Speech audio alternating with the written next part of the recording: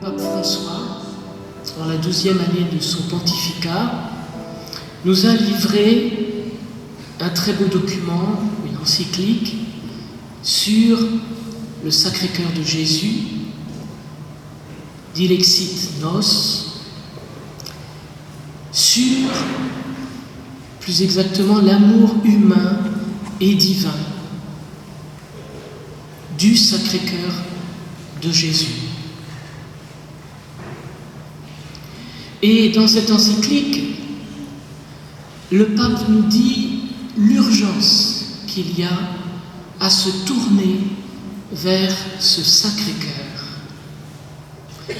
pour sortir d'un système dégradant que nous avons bâti et qui nous emprisonne dans nos besoins immédiats de consommer ou de nous divertir. Un système où tout se paie, tout s'achète, où l'on perd le sens de la gratuité, de l'amour. Cet amour gratuit, cet amour pur a une source qui est le Sacré-Cœur de Jésus. En se tournant vers le Sacré-Cœur, nous dit le pape, nous consolons le Seigneur. Et quand nous souffrons, le fait de s'appesantir sur tout ce que Jésus a souffert par amour pour nous, mystérieusement nous console.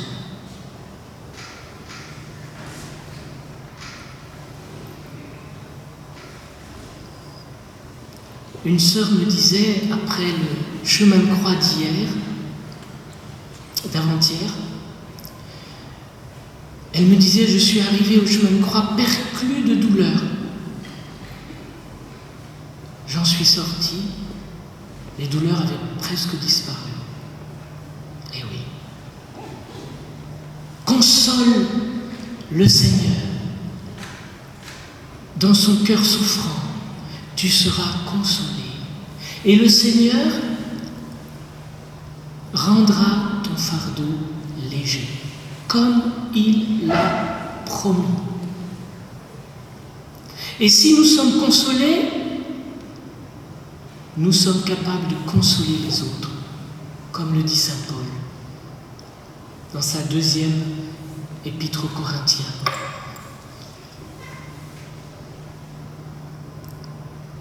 Car la dévotion au Sacré-Cœur, pour être authentique, doit nous conduire à l'amour de nos frères.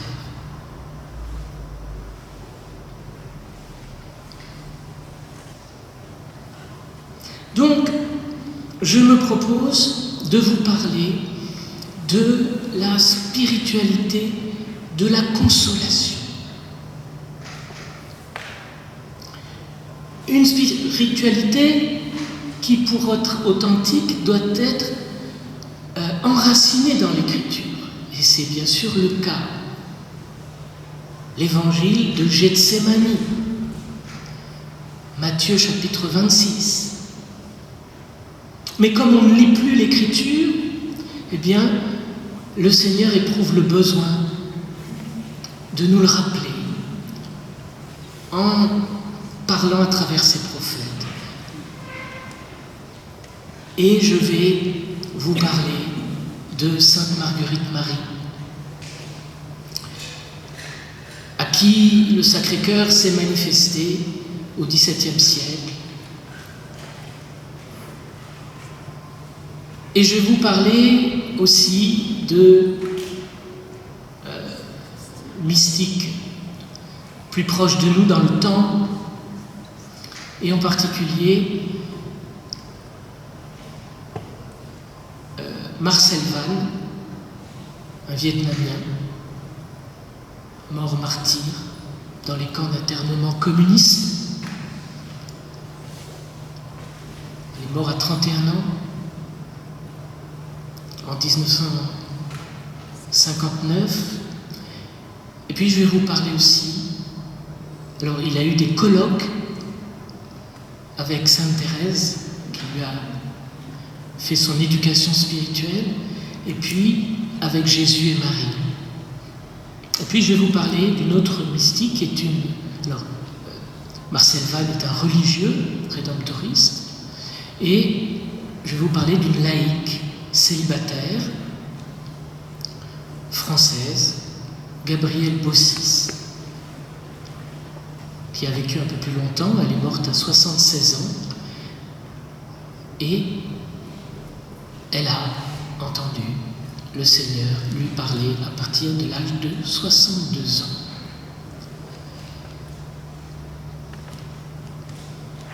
Tout cela pour étayer cette spiritualité de la consolation.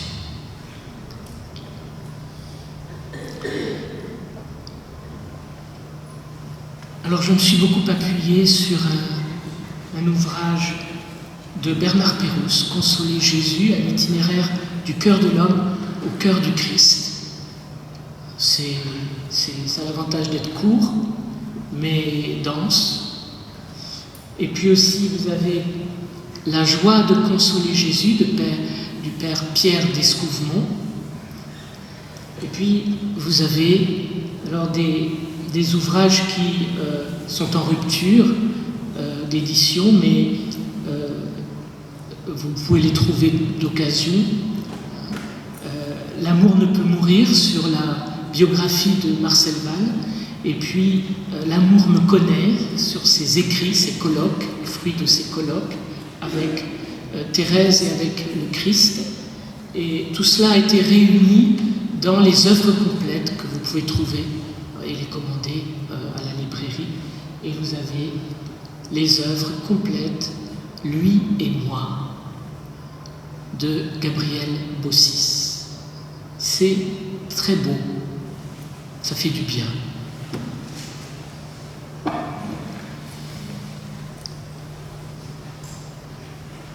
Le message de Paralémonial à Sainte Marguerite Marie. On peut dégager de ce message 3 grandes annonces. Une déclaration d'amour de Jésus aux hommes. Voici ce cœur qui a tant aimé les hommes qu'il n'a rien épargné, jusqu'à s'épuiser et se consommer pour leur témoigner son amour. Première annonce. Deuxième annonce, une plainte du Seigneur.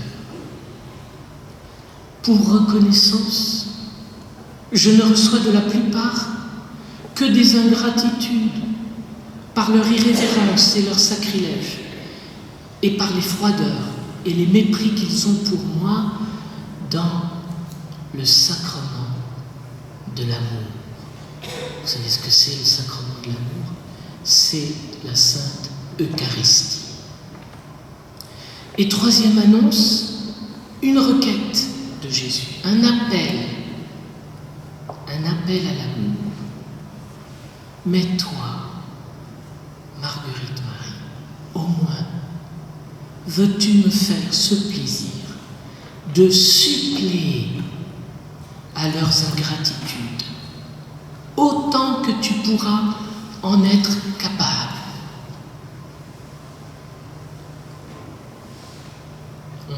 On perçoit toute la sensibilité humaine de Jésus. Et vous savez qu'à la première apparition de Jésus, Jésus ne s'est pas contenté d'apparaître à Marguerite Marie. Le 27 décembre 1673, il se trouve que c'est la fête de Saint Jean. Elle est en adoration devant le Saint-Sacrement. Eh bien, que fait Jésus? il la prend contre lui en la faisant reposer sur sa divine poitrine. Rien que ça. Voyez, le Verbe de Dieu s'est vraiment incarné avec un corps et un cœur sensible à l'affection, comme on le voit à certains passages de l'Écriture. Le Christ est tout amour, mais tout amour incarné, avec une sensibilité humaine. Et il se plaint que la plupart des hommes sont indifférents, ingrats, spécialement dans leur rapport à l'Eucharistie. En suppléance, il demande à Marguerite Marie de l'aimer d'un amour de prédilection. C'est cette troisième demande, cet appel à l'amour, qui va donner naissance à toute la spiritualité de la réparation et de la consolation. Jésus sollicite l'amitié de Marguerite Marie et lui dit, au fond, que cette amitié compte pour lui. Et c'est valable aussi pour les hommes, c'est pas parce qu'elle est femme. Jésus parlera du père spirituel de Marguerite Marie, qui est canonisé lui aussi, Saint Claude de la Colombière. Il en parlera comme d'un fidèle et parfait ami. Et vous savez que c'est à Paray-le-Monial que Jésus a demandé la pratique de l'heure sainte. Qu'est-ce que c'est l'heure sainte? Eh bien, il a demandé que la nuit du jeudi au vendredi,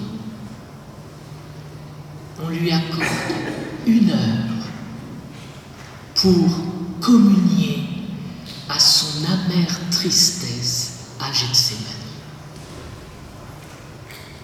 Ben, je vais vous apprendre quelque chose. À Vaucluse, on le fait. Et vous pouvez le faire avec nous. Tous les jeudis soirs. On a un petit office de 20 minutes. Et après l'office, on expose Jésus. Non, il est déjà exposé, pardon. On le laisse exposer après la messe, le chapelet, et puis à 8h, à 20h15, on a un petit office, et puis après, on adore pour communier à l'amère tristesse de Jésus à Gethsémani.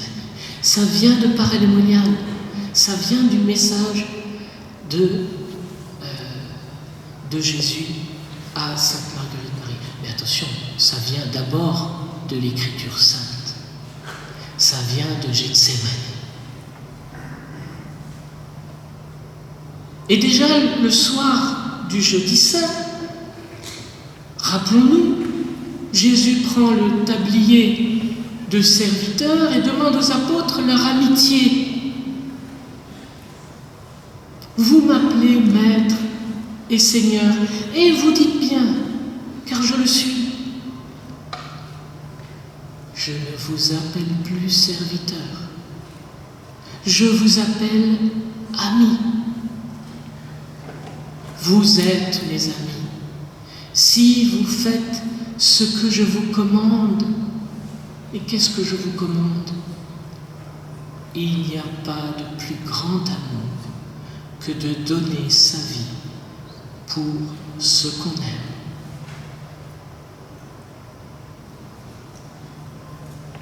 Le message est clair. La vie nouvelle que le Christ institue ce soir-là est une vie d'amour et d'un amour qui va jusqu'au don total.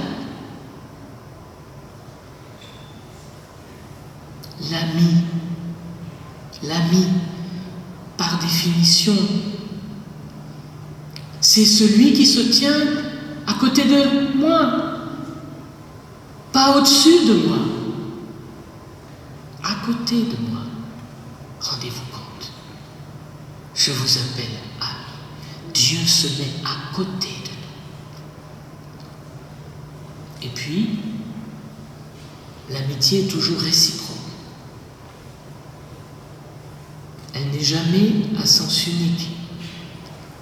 Sinon, elle ne tient pas. L'amitié suppose un échange de services. Elle suppose un soutien mutuel. S'il n'y a pas de réciprocité, ça ne tient pas.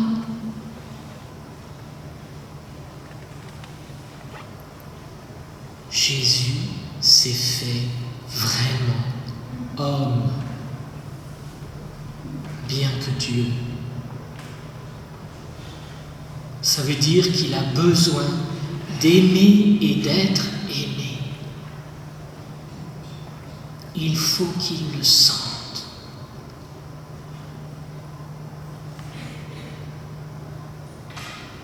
Ça a quelque chose de bouleversant quand on y pense.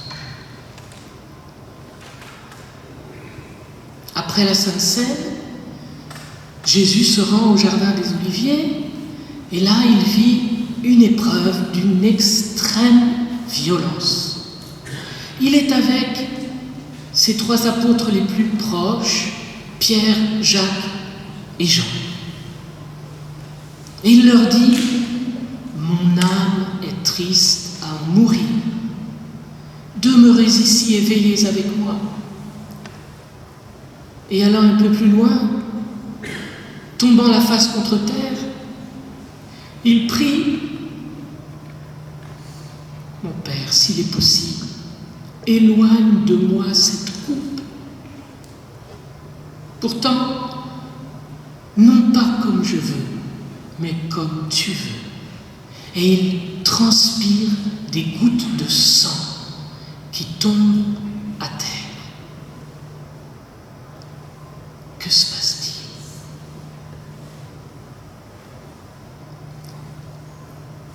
Vous avez été à la messe? Pour ceux qui ont été à la messe, on a entendu l'évangile de la tentation de Jésus au désert, et l'évangile se termine par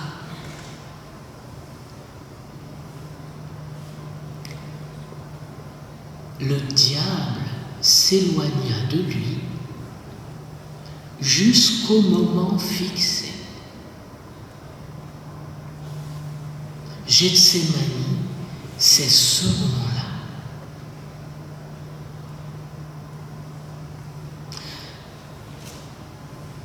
Le diable attaque Jésus sur les terribles souffrances qu'il va endurer et contre lesquelles son corps et sa sensibilité humaine se cabrent. Mais surtout,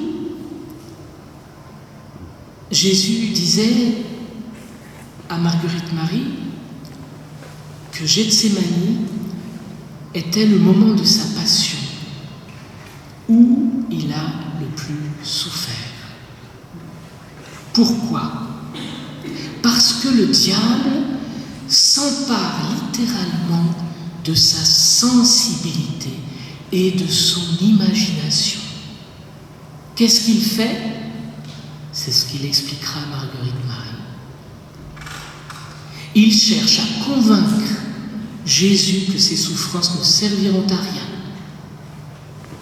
Et il fait défiler devant lui tous les pécheurs de toutes les générations passées, présentes et futures.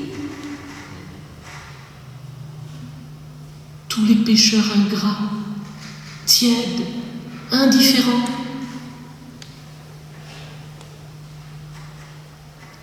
Pour que Jésus puisse goûter jusqu'au découragement. Père, s'il est possible, éloigne de moi cette coupe. Il demande au Père de renoncer à ses desseins.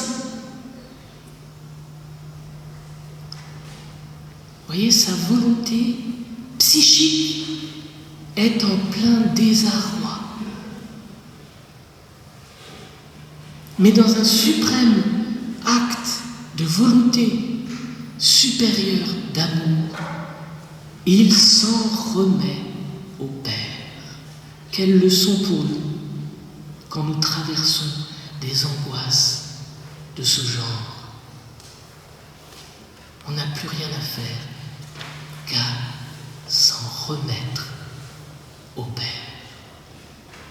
dans l'obéissance. On ne comprend plus rien. Dans une obéissance confiante. Que ce ne soit pas ma volonté, mais la tienne qui soit faite. Alors lui apparaît du ciel, au cœur de l'épreuve, un ange qui le réconforte.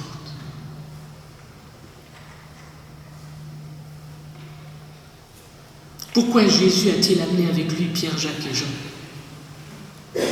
Parce que dans son humanité, il a besoin d'être soutenu. C'est pas plus compliqué que ça. Il est un agonisant. Comme tous les agonisants, ils ont besoin d'être soutenus par des parents, par des amis. Les pauvres, ils n'ont pas été à la hauteur. Ils se sont endormis. Comme déjà, il y en a peut-être qui s'endorment.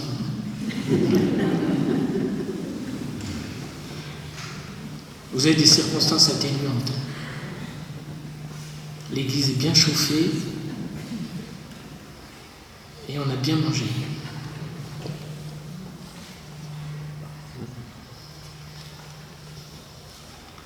Alors nous devons comprendre que par-delà le temps et l'espace, nous sommes présents, hommes et femmes de toute génération, passée, présente et future, nous sommes présents personnellement. Que nous en ayons conscience ou pas, nous sommes présents à l'agonie de Jésus à Gethsémani. Nous sommes présents quand le démon montre tous les péchés des hommes à Jésus. Les nôtres y sont. Nos ingratitudes, nos négligences, nos tiédeurs, ils sont là. Mais nous sommes là aussi dans l'ange qui console Jésus. Chaque fois que nous faisons triompher l'Évangile dans notre vie, chaque fois que nous choisissons de faire ce qui plaît au Seigneur et de rejeter ce qui lui déplaît, nous devenons l'ange consolateur de Jésus.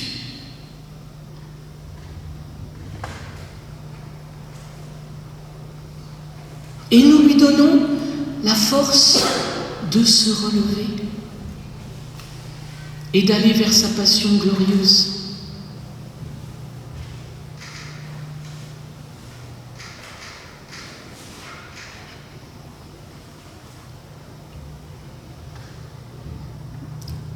Jésus dit à Marguerite Marie, ma fille, j'ai choisi ton âme pour qu'il me soit un ciel de repos sur la terre. Et ton cœur me sera un trône de délices.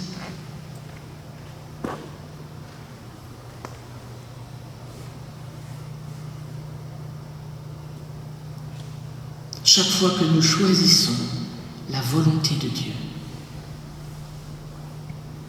nous réparons, nous suppléons, comme un ami, comme un ange qui console Jésus.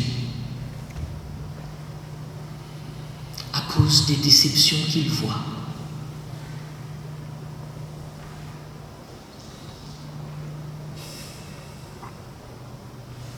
Jésus dit à Marguerite Marie, « Je viens dans ton cœur afin que par ton ardeur tu répares les injures que j'ai reçues de ces cœurs tièdes et lâches qui me déshonorent dans le Saint-Sacrement. » Qui me déshonorent dans le Saint-Sacrement.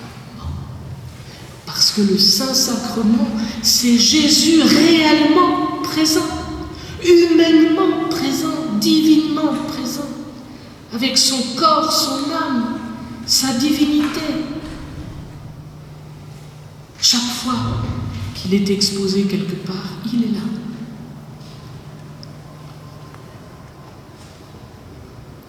Gethsémani n'est pas le seul moment où Jésus a été consolé, même si cela n'a pas été spécifié dans les Écritures. On sait que Jésus a été consolé dans la grotte de Bethléem par Marie, par Joseph. On sait que Jésus a été consolé par ses amis, Lazare, Marthe et Marie, chez qui il aimait tant se reposer, parce qu'il savait que leur amitié était inconditionnelle. Jésus a été consolé par ses apôtres, par certains de ses apôtres, par Saint Jean, qui pressentait la trahison de Judas et qui a éprouvé le besoin de poser sa tête sur la poitrine de Jésus. Il a perçu que Jésus était déjà dans l'angoisse de ce qu'il allait devoir vivre.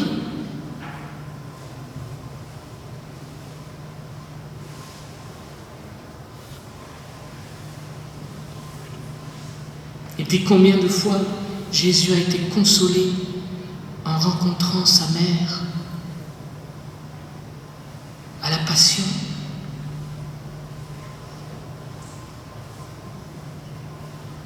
Au pied de la croix, debout. Jésus n'était pas un surhomme, il a été parfaitement homme, donc parfaitement sensible au manque d'amour, aux paroles irrévérencieuses, injurieuses, comme aussi aux marques d'amitié, de compassion, d'amour sincère et fidèle. Vous connaissez tous cette parole de Blaise Pascal, le philosophe. Jésus est en agonie jusqu'à la fin du monde. Mais il aurait pu dire aussi bien, il est en demande d'amitié et de compassion, de consolation, jusqu'à la fin du monde.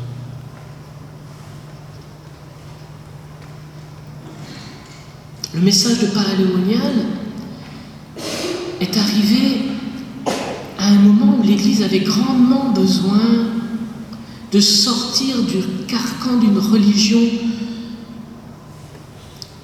de devoirs, de règles, sous l'influence janséniste.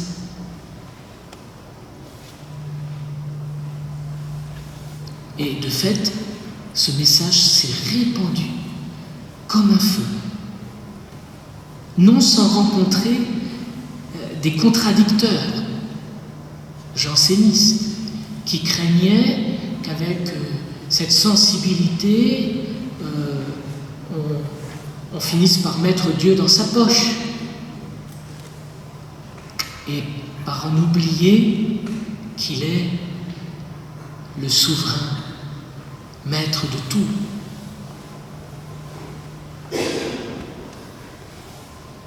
Et le combat a été rude pour que le message du Sacré-Cœur soit finalement accepté au XVIIIe siècle par l'Église, et il le sera grâce à des théologiens de renom comme Saint Louis-Marie Grès de Montfort, comme Saint Jean-Eudes,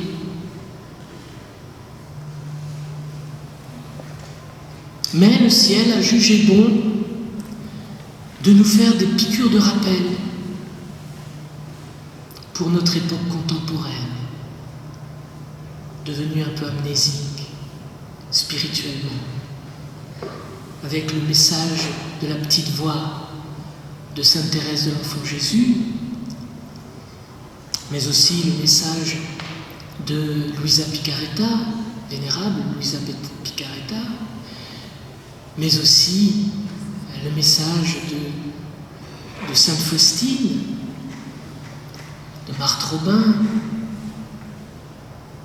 Marcel Vannes, dont on parlera, de Gabriel Bossis, et tant d'autres, Ursula Raiden. Et à cause de la violence de la Révolution française, l'interprétation du message de Paralémonial s'est un peu trop focalisée sur la réparation, plus que sur la consolation. Et ça donnera naissance à quantité de congrégations réparatrices durant tout le XIXe siècle, allant jusqu'à développer une spiritualité victimale qui consiste à s'offrir en victime à Dieu, c'est-à-dire que l'on accepte les souffrances que l'on traverse, les croix de chaque jour, on les accepte en substitution et en réparation. À cette époque, se sont multipliées des missions paroissiales centrées sur la notion d'amende honorable, qui comportait le repentir devant Dieu, la demande de pardon aux hommes à cause des troubles causés par la Révolution, des violences, et la réparation pour le meurtre du roi Louis XVI et des insultes faites au Christ. Et comment réparer? En redécouvrant la présence réelle de Jésus dans la Sainte Eucharistie et en l'honorant. La dévotion eucharistique est donc cultivée dans toutes ces congrégations qui naissent au XIXe siècle. C'est aussi dans cette mouvance que sont nés et se sont développés les congrès eucharistiques, qui ont contribué à développer la piété eucharistique. Cette spiritualité du cœur de Jésus a donné et donne encore aujourd'hui de nombreux saints à l'Église. Et elle a aidé, elle aide beaucoup d'âmes de bonne volonté à suivre le Christ. Et beaucoup de messages de la Vierge Marie sont imprégnés de cette spiritualité. Par exemple, Fatima, le petit Francesco, 9 ans, disait « Ça fait de la peine que Jésus soit si triste. Si seulement je pouvais le consoler. » Consoler Jésus, raconte Lucie dans ses mémoires, est devenu alors le but de sa vie, qui fut, vous le savez, aussi courte qu'intense. Il a 9 ans, pendant les apparitions, il va mourir 2 ans plus tard, comme le lui a annoncé la Vierge Marie, de la terrible grippe espagnole. Quand Lucie lui demande « Qu'est-ce que tu préfères, consoler Dieu ou convertir les pécheurs ?»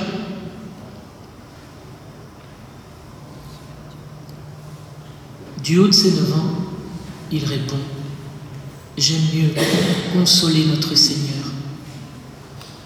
Tu as vu combien Notre-Dame, le mois dernier, est devenue si triste quand elle nous a dit qu'il ne fallait plus offenser Dieu, notre Seigneur, qui est déjà tellement offensé.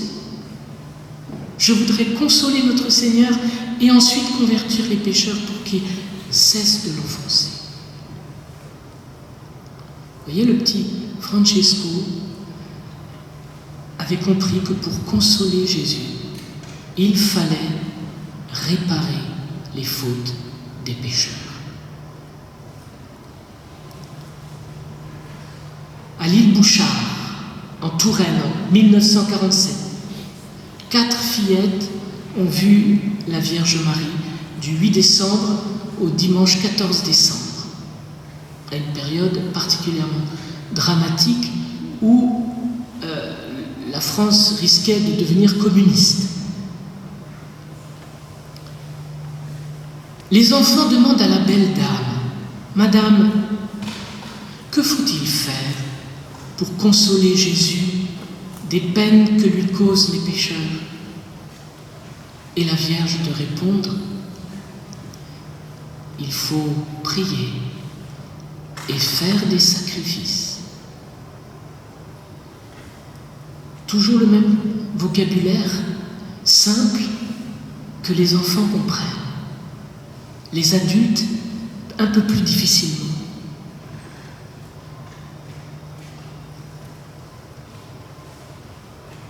Et de même, les mystiques du XXe siècle que j'ai cités sont pétris de cette même spiritualité. Il est clair qu'elle est voulue par Dieu.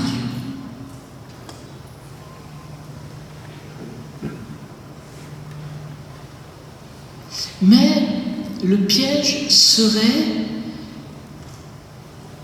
de réduire cette spiritualité à de simples pratiques de dévotion.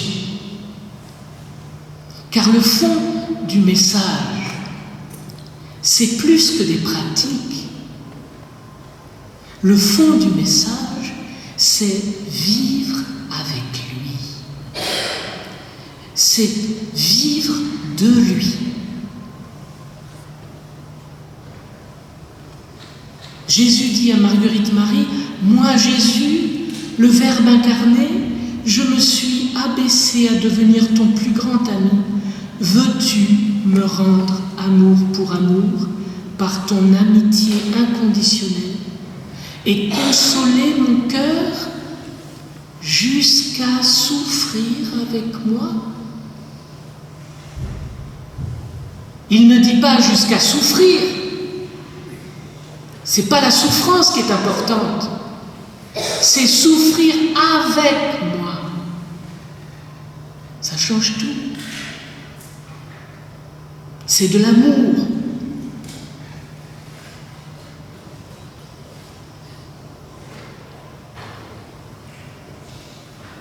Ceux qui restent à souffrir des épreuves du Christ, dit saint Paul, dans ma propre chair, je veux l'accomplir pour ton corps qui est l'Église.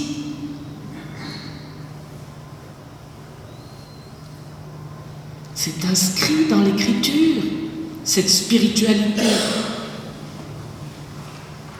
On console le Seigneur, que ce soit clair, on console le Seigneur non pas parce que l'on souffre, mais parce que l'on travaille avec lui à la sanctification de l'Église et du monde.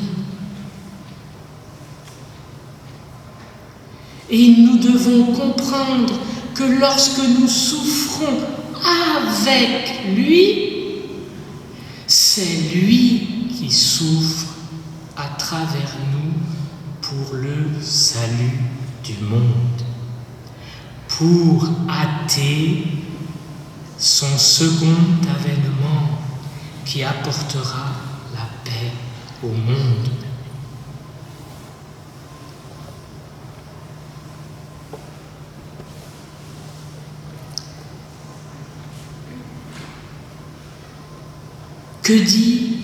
Que nous apprend Marcel Vannes de cette spiritualité, de la consolation? Un mot d'abord sur sa vie. Marcel Vannes, je vous le disais, est un Vietnamien mort d'épuisement à 31 ans dans un camp d'internement communiste en 1959. Il est né de parents modestes, profondément chrétiens, Très jeune, il manifeste le désir de devenir prêtre. À l'âge de 6 ans, il est confié à l'abbé Joseph pour qu'il oriente ses études en vue du séminaire. Hélas, le catéchisme est souvent confié à d'anciens séminaristes qui n'ont pas pu être ordonnés et qui, parfois, en restent aigris. C'est le cas du catéchiste qui va s'occuper de Vannes et qui va se venger sur lui quand il va découvrir son innocence, la pureté de son cœur. Il va tout faire pour la déflorer, jusqu'à lui soumettre une véritable tyrannie qui va le faire terriblement souffrir. Mais il va résister et garder sa pureté malgré les pièges qui lui sont tendus. Après des années difficiles, même douloureuses, il est admis comme petit séminariste dans un établissement tenu par des dominicains. Nous sommes en décembre 1941, il a 13 ans. Vannes est récupéré par la paroisse Sainte-Thérèse de l'Enfant Jésus lors de l'invasion par les Japonais. Le désir de devenir prêtre ne le quitte pas. Il lit avec beaucoup d'enthousiasme dans cette nouvelle paroisse dédiée à Sainte-Thérèse, Histoire d'une âme. Et quelque temps après, commence pour lui une expérience mystique qui bouleverse sa vie. Il a 14 ans et Sainte Thérèse de l'Enfant Jésus lui parle et devient, on peut dire, sa confidente et sa maîtresse spirituelle. Elle l'aide à avancer dans sa vie spirituelle. Elle lui parle de Dieu comme d'un Père plein de tendresse, plein de bonté et d'affection. Et du coup, elle l'aide à modifier sa vision de Dieu, qui était une vision rigoriste. Progressivement, il entre dans la véritable religion de l'amour et il comprend que sa mission, comme celle de Thérèse, sera d'être apôtre de l'amour. À 16 ans, il entre à Hanoï chez les Rédemptoristes, un ordre fondé par saint Alphonse de Ligorie. D'ailleurs, celui-ci lui apparaît, mais il ne le connaît pas, et c'est sainte Thérèse qui lui dira qui il est.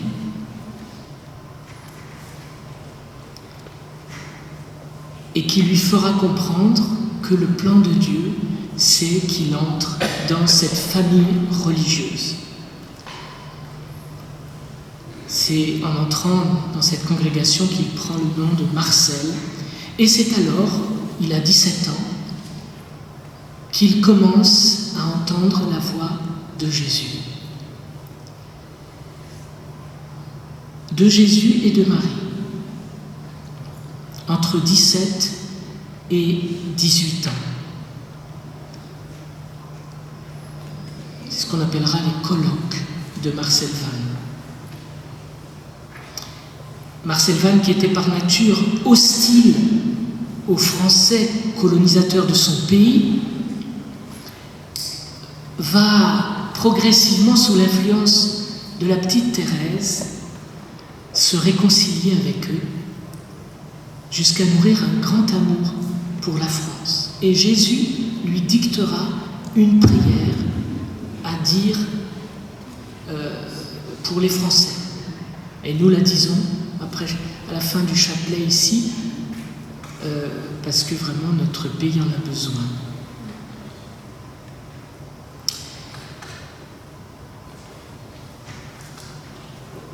En 1954, la France finit par se retirer du Vietnam à la suite des accords de Genève. Et là, 800 000 catholiques du Nord fuit la persécution communiste vers le Vietnam du Sud. C'est le cas de la famille de Van. Mais Van, lui, répond à un appel intérieur et décide de revenir dans le Nord pour soutenir les chrétiens aux prises avec l'idéologie communiste. Il est arrêté l'année suivante et à la suite d'un procès à charge, il est condamné à 15 ans de rééducation, c'est-à-dire de travaux forcés. Il écrit à sa famille: « En ce qui me concerne, depuis le jour où je suis arrivé dans ce camp, je suis très occupé comme peut l'être un petit curé de paroisse. En dehors des heures de travail obligatoires, je dois continuellement accueillir les gens qui viennent les uns après les autres chercher du réconfort auprès de moi, qu'ils considèrent comme quelqu'un qui ne connaît pas la fatigue. Je suis heureux, car durant ces mois de détention, ma vie spirituelle n'a subi aucun préjudice, et Dieu lui-même m'a fait savoir que c'est sa volonté que j'accomplis ici. » Il a 26 ans quand il écrit cette lettre.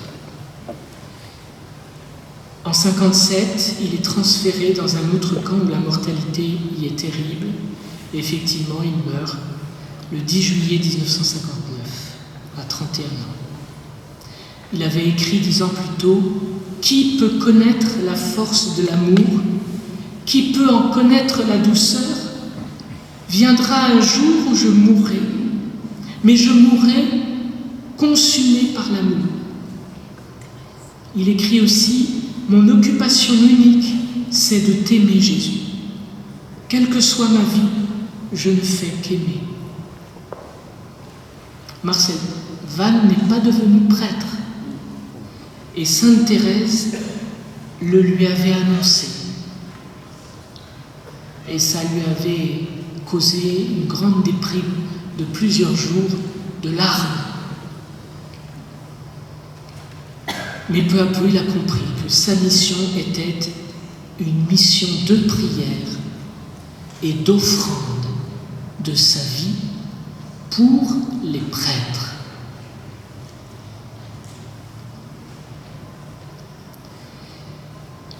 Le premier vendredi de septembre 1945, Jésus parle à Marcel Van et il se plaint des mauvais prêtres. Je cite: « Beaucoup de prêtres se servent de mon nom, lui dit Jésus, pour conduire à leur perte un grand nombre d'âmes. Alors que je dis à ces prêtres: j'ai soif des âmes, ils n'ont aucun souci de m'en donner. Imitant les bourreaux, ils m'abreuvent de vinaigre. Oh, comme je souffre d'une pareille conduite. Une chose cependant me console, c'est que beaucoup de prêtres savent encore m'aimer. Vraiment, ces prêtres forment autour de moi comme un bouclier qui me protège contre les traits provenant des prêtres malheureux. J'ai une prédilection pour ces bons prêtres. Je fixe sur eux mon regard, je me réjouis avec eux, je ne cesse d'être leur guide et leur soutien. Je fais tout pour les choyer. Ils sont toujours à mes côtés, sans jamais s'éloigner de moi. Ô enfant de mon amour, comme je désire qu'il y ait beaucoup de prêtres qui agissent de même envers moi. Mon enfant, cherche-moi de tels prêtres. »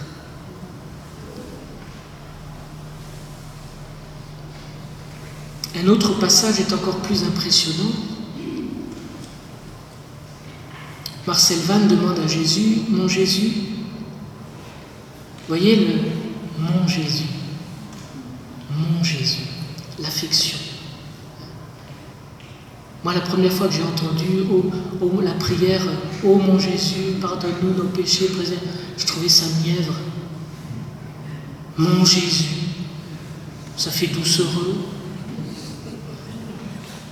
Maintenant, je suis heureux de dire mon Jésus, parce que incrusté dans mon cœur, vous voyez. Mais au début, ça fait bizarre.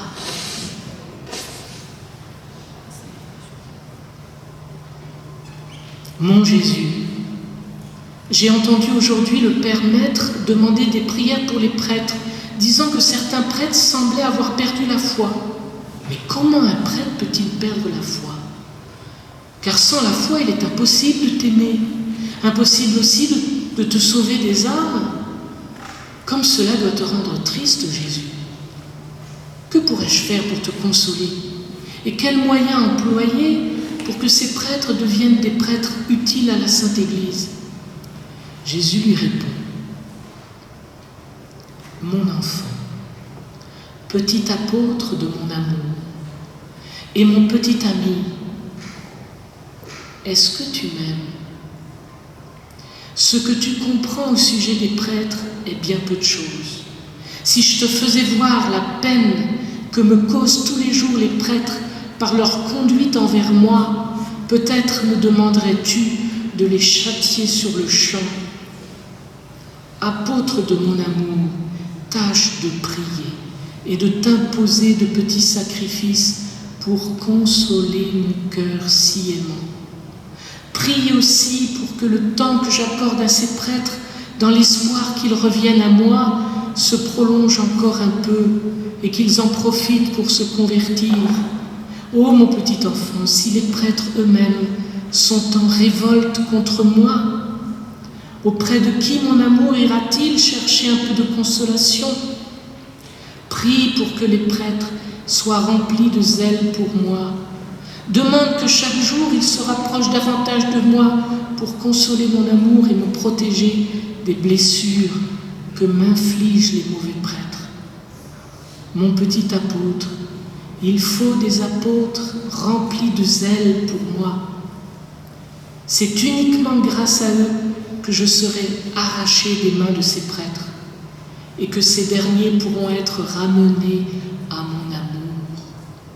Prie donc, mon enfant, prie comme si tu avais à subir toi-même mon malheureux sort. Mon petit ami, tout ce que je te demande, c'est de me faire l'aumône. Et cette aumône, quelle qu'elle soit, offrande ou parole, si elle est faite dans l'intention de me consoler, je l'accepterai de bon cœur. Fin de citation. Jésus enseigne aussi à Vannes qu'il trouve une consolation particulière auprès des religieuses qui donnent leur vie pour lui. Il demande d'ailleurs à Vannes d'intervenir pour que les rédemptoristines fondent au Vietnam. D'une manière générale, ce qui console Jésus, c'est la simplicité d'enfant de Vannes, qui à l'école de Sainte-Thérèse est redevenu un tout petit. Ces paroles pleines de fraîcheur touchent Jésus. Jésus lui dit: Marcel, console-moi. Dis-moi simplement: Jésus, je t'aime beaucoup.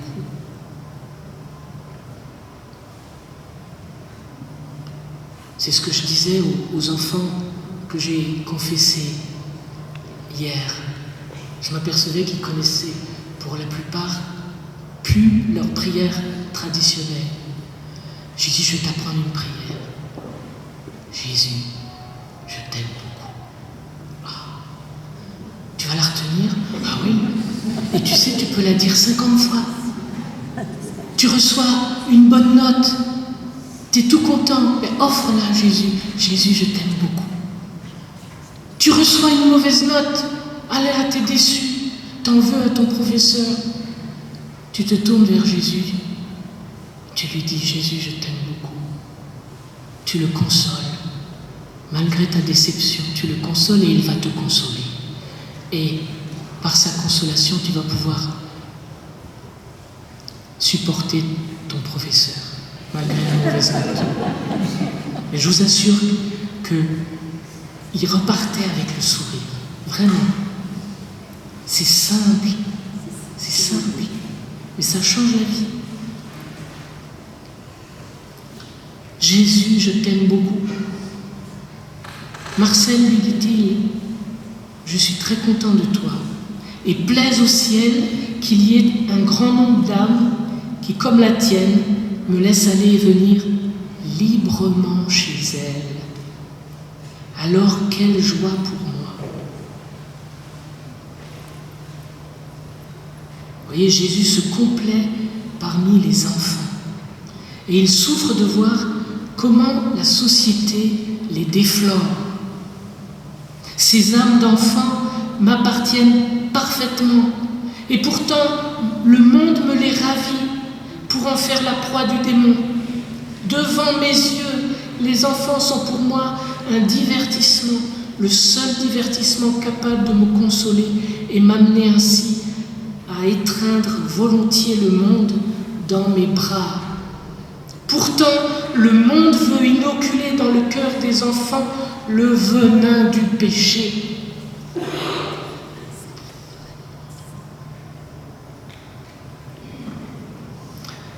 On sait que la vie nous réserve toutes sortes de tentations et d'épreuves qui génèrent bien des souffrances.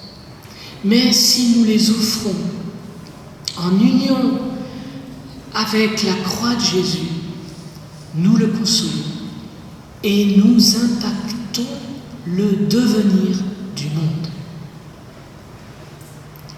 Marcel Vann écrit dans une de ses lettres: « Personnellement, je ne connais aucun autre moyen de consoler Jésus, le bien-aimé de mon cœur, que la souffrance par amour pour lui. » Je vis actuellement avec au cœur un amour avide de souffrir pour mon Jésus. Même si mon âme ne connaît que l'aridité et les ténèbres, à chacune de mes respirations, j'éprouve une douceur tout imprégnée d'amour qui l'emporte sur celle que je ressens dans les moments de ferveur, quand je dis d'un cœur ardent: « Jésus, je t'aime. » Et cela parce que j'accepte par amour cette aridité de mon âme. Je vous témoigne que quand je suis rentré d'Afrique, la première fois, j'étais vraiment dépressif. Mon cœur était en déprime. J'avais fondé un mouvement marial pour les enfants et les adolescents. Vous savez, en Afrique, c'est formidable, quoi. Les yeux sont... Quand on les instruit, ils se laissent nourrir et l'apostolat est très gratifiante. Et ils savaient me le rendre. Et quand j'ai dû quitter l'Afrique, ça a été assez terrible pour moi. Et je me souviens que quand j'ai commencé mes études au séminaire, j'allais pas très bien. Eh bien, les écrits de Marcel Vann m'ont redonné la paix. Parce qu'elles m'ont appris cela. Le fait d'être tout proche de Jésus en lui offrant mon aridité, ma souffrance, ma peine. Et c'est Marcel Vann qui m'a fait découvrir Sainte Thérèse de l'Enfant Jésus.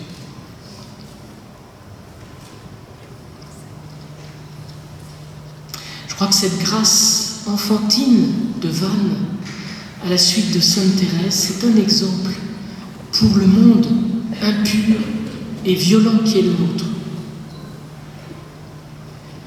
Et sa réputation de sainteté s'est étendue et sa cause de béatification a été ouverte, d'abord au Canada puis en France en 1997. Et son premier postulateur a été le cardinal Van Thuan, qui a passé des années dans les prisons communistes et dont la cause, lui aussi, de canonisation est ouverte. Je termine avec Gabrielle Bossis.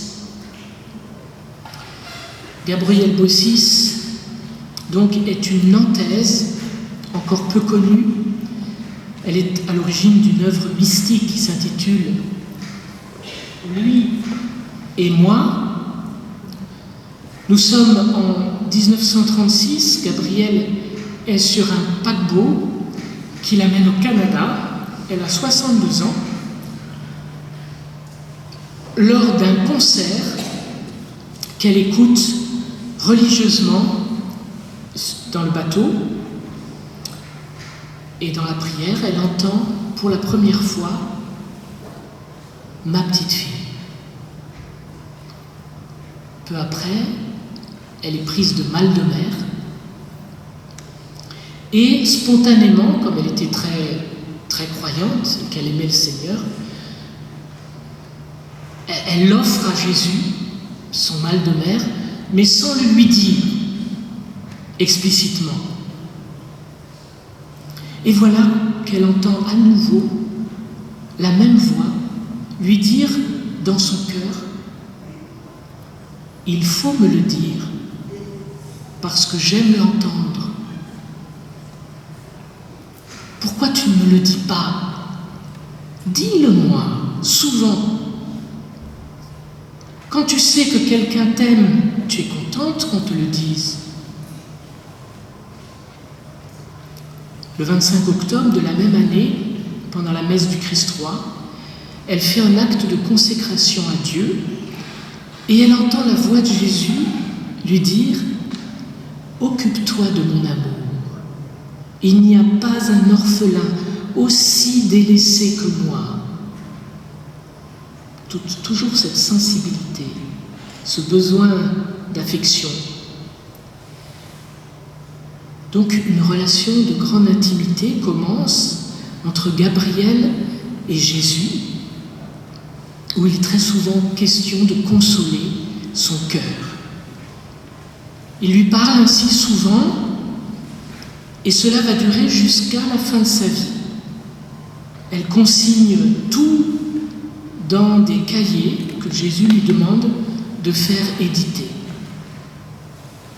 Elle est une simple laïque sans qualification et il faut à l'époque l'imprimatur de l'Église.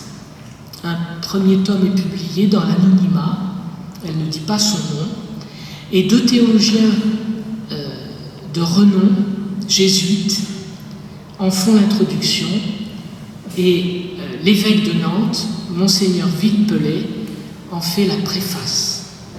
On ne pouvait pas avoir meilleur soutien. Et ils attestent dans leur introduction comme dans leur préface que ces écrits sont conformes à la doctrine catholique, tout en laissant à chacun la liberté d'y adhérer ou non. Question de sensibilité. Le succès du tome 1 est immédiat, car il démontre ce que souligne le Vatican, le Concile Vatican II, que Dieu recherche une relation d'intimité avec toute âme, et pas seulement avec les âmes consacrées. Au deuxième tome, l'historien catholique célèbre Daniel Hobbes révèle son nom, Gabriel Bossis, et apporte des éléments de biographie. Les volumes suivants se succèdent jusqu'en 1957 avec de multiples rééditions. On peut dire que c'est un succès de littérature spirituelle française du XXe siècle. De ces dialogues, il ressort toute la tendresse et l'affection que l'on pourrait trouver entre deux époux. Jésus lui livre les secrets de son cœur et sa manière d'être. Il se révèle extrêmement sensible. « Je suis, dit-il, plus sensible que le plus sensible des hommes, et vos mots d'enfant tendre ont une grande puissance sur mon cœur. Qui saurait l'étendue de ma tendresse, lui dit-il, car mon amour est tendre. » Le problème, c'est que les hommes se font de Dieu une idée fausse. Même dans le christianisme, Dieu est souvent considéré comme un grand chef, puissant, une autorité suprême, pire, un surveillant permanent, à l'affût de nos fautes pour nous punir. Comme si on n'avait pas fait le passage de l'Ancien au Nouveau Testament. Jésus lui dit, les hommes ne me comprennent pas et me traitent comme un maître exigeant, moi le plus tendre. La réalité, c'est qu'on a tous un secret désir de perfection qui engendre deux attitudes opposées. Soit l'attitude pharisienne, parce qu'on réussit, et comme on réussit, on juge les autres. Moi, je jeûne 2 fois par semaine, moi, je fais ceci, moi, je fais cela, je ne manque jamais la messe, je vais à l'adoration, etc., etc. Première attitude. Soit l'attitude opposée de fuite ou de découragement face à un Dieu qui me semble impossible à contenter parce que je rencontre toujours l'échec. Mes résolutions, je ne les tiens jamais. La vérité, c'est que nous sommes dans le temps de la miséricorde, dans le temps de la tendresse de Dieu envers ses créatures. Jésus lui dit, as-tu bien compris que maintenant je voile ma sainteté et ma justice? Que maintenant c'est l'amour, l'indulgence, la patience, la miséricorde, la confiance que j'attends de vous, de votre générosité, de votre réponse. Il en est ainsi tant que vous êtes sur la terre.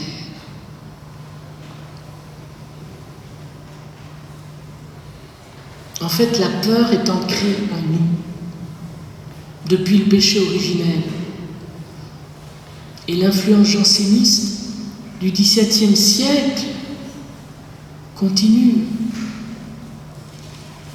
Même Gabriel Bossis a du mal à se départir de l'image du Dieu sévère. Jésus lui dit, vois simplement la profondeur de ma tendresse. Ne soyez pas comme ces enfants qui s'éloignent de leur père parce qu'ils ont peur d'être corrigés. Soyez comme ceux qui ont tant de joie de se jeter dans ses bras. Tourne ta vie vers moi, regarde sans cesse mon amour penché sur toi. Et te sentant aimé, aime-moi. Te sentant aimé, aime-moi. Dieu veut nouer avec chacun de nous un lien d'intimité tel que nous partagions tout avec lui. Absolument tout. Il lui dit, puisque c'est surtout votre intimité que je cherche, être toujours avec vous en quelque état que vous soyez, être surtout dans la pensée habituelle de vos cœurs, mes amis fidèles, pour me consoler de ceux qui ne se souviennent de moi que pour m'insulter. Il y en a hélas beaucoup. Alors comprends ma joie quand je rencontre la délicate tendresse qui m'offre un asile, j'allais dire de protection. Intensifie toujours davantage ta vie intérieure. Elle m'appartient. Elle est à moi. Ne m'en prive pas. Ne m'en prive jamais. Demande-moi de t'aider. je te dirai les mots à me dire. Dis par toi, j'y trouverai un charme consolant. Jésus lui dit, prends soin de mon cœur. Quelle mission, ma Gabrielle, ma Gabrielle. C'était mon Marcel, là c'est ma Gabrielle. Quelle mission, ma Gabrielle, de prendre soin de mon cœur. Au lieu de cela, nous lui imposons une distance. Nous lui imposons une distance parce que quoi? Parce que nous sommes trop encombrés de choses inutiles et lourdes. Ce que Blaise Pascal appelait le divertissement. Quand je vous dis ça, je me sens le premier visé. Gabriel écrit « J'avais 1000 pensées, 1000 projets, souvenirs dans la tête, et je disais « Seigneur, descendez chez moi ». Alors Jésus, me montrant le fouillis de toutes ces choses étrangères à lui, me dit « Il n'y a pas la place. Comprends que pour que j'entre dans une âme, il faut que j'y sois chez moi et non chez elle. »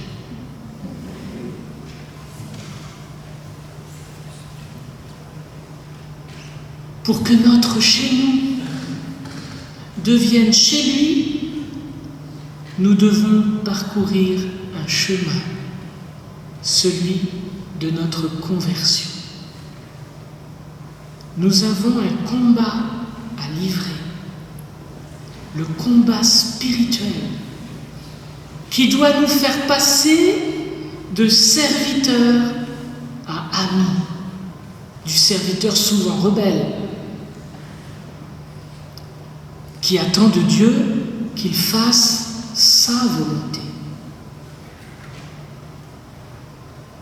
Comme le fils aîné de la parabole. Il faut passer du serviteur à l'ami, qui trouve sa joie dans la volonté de son ami avec un grand A, majuscule. Il faut passer d'une vie pour Dieu, que l'on délaisse bien des fois, à une vie en Dieu. Un Dieu ami qui ne nous quitte plus. Il nous faut passer d'une volonté humaine imparfaite qui cherche à plaire à Dieu à une volonté divine qui laisse Dieu lui-même agir en nous. Pour cela, il y a un point de passage incontournable. C'est quoi? La croix.